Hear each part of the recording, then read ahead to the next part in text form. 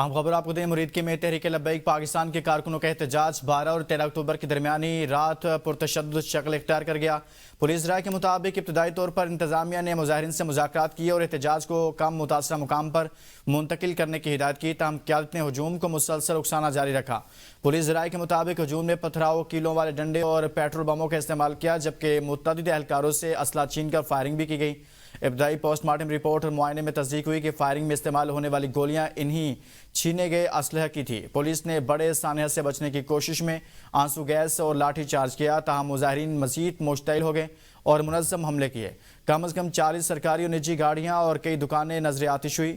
Police رائے کے مطابق 48 اہلکار زخمی ہوئے، جن میں 17 کو گولی لگی، جبکہ ایک پولیس افسر شہید ہوا۔ زخمیوں کو مختلف اسپتالوں میں منتقل کر کے علاج جاری ہے۔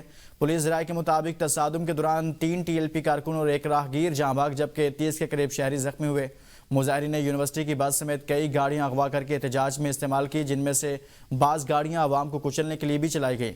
موقع پر مظاہرین نے پولیس پر منظم انداز میں حملے کیے اور متعدد مقامات سے اندھا دھند فائرنگ بھی کی۔ پولیس نے کئی ملزمان کو گرفتار کر لیا، جبکہ سعد رضوی اور چند رہنما موقع سے فرار ہوئے ہیں۔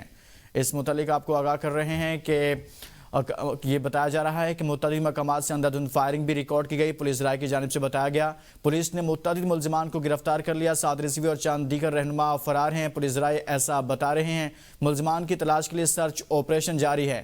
عینی شاہدین کے مطابق بعض گاڑیاں عوام کو کچلنے کے لیے بھی چلائی گئی ہیں۔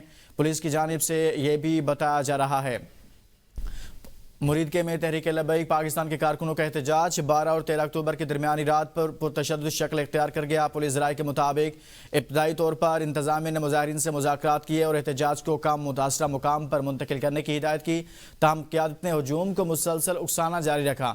پولیس رائے کے مطابق ہجوم نے پتھراؤ، کیلوں والے ڈنڈے اور پیٹرول بموں کا استعمال کیا، جبکہ متعدد اہلکاروں سے اسلحہ چھین کر فائرنگ بھی کی گئی۔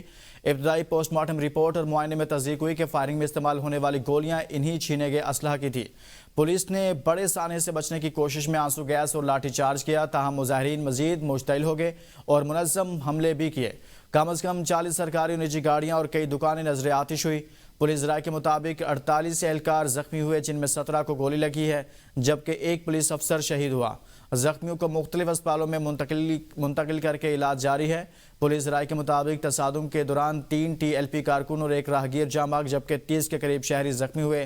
مظاہرین نے یونیورسٹی کی بس سمیت کئی گاڑیاں اغوا کر کے احتجاج میں استعمال کی، جن میں سے بعض گاڑیاں عوام کو کچلنے کے لیے بھی چلائی گئی۔